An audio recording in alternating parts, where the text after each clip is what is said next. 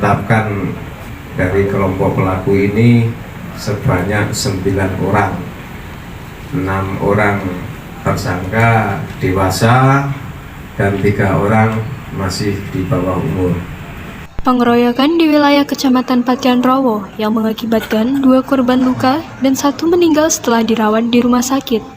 Polisi menetapkan 9 tersangka, 3 diantaranya masih di bawah umur. Kejadian yang terjadi pada Jumat 9 Januari 2026 sekitar pukul 2 dini hari saat korban bersama 8 temannya berniat membeli rokok berboncengan dengan 3 sepeda motor, tetapi naas. Saat di jalan, tiba-tiba ia dicegat sejumlah pemuda dan terjadilah pengeroyokan hingga mengakibatkan 1 orang meninggal dunia. Kasatreskrim Polres Nganjuk, AKP Sukaca, dalam press rilis di lobi Mapolres Nganjuk menjelaskan, dari hasil olah TKP dan pemeriksaan sejumlah saksi Satreskrim telah menetapkan 9 tersangka. Saat ini, 6 tersangka telah dilakukan penahanan.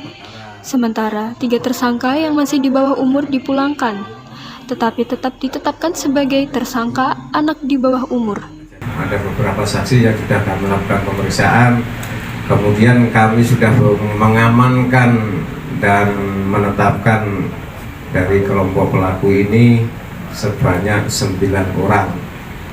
6 orang tersangka dewasa dan 3 orang masih di bawah umur.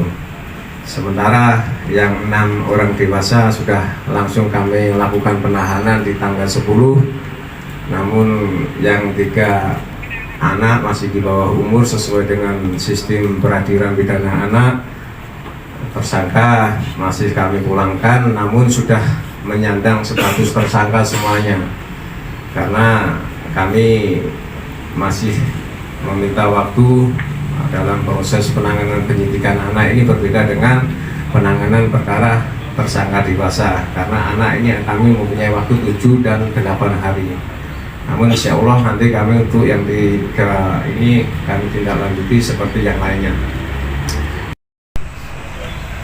Belum diketahui motif dari pelaku karena tiba-tiba sekelompok pemuda langsung melakukan pengeroyokan. Sementara Asmijan, kuasa hukum korban menjelaskan pihaknya bersama saudara-saudara korban ingin melihat langsung press release ini.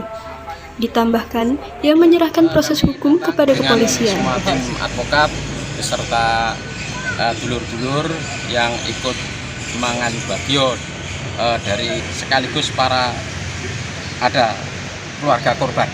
Kami memang kemarin kita memang menyampaikan permohonan SP2P dan rilis perkara. Jadi harapan kita adanya rilis ini bisa menjadi keterbukaan, semua masyarakat tahu dan proses hukum biar berjalan dengan lancar. Harapan Pak Asmijan selaku pengacara kepada kepolisian untuk ungkap kasus seperti ini bagaimana?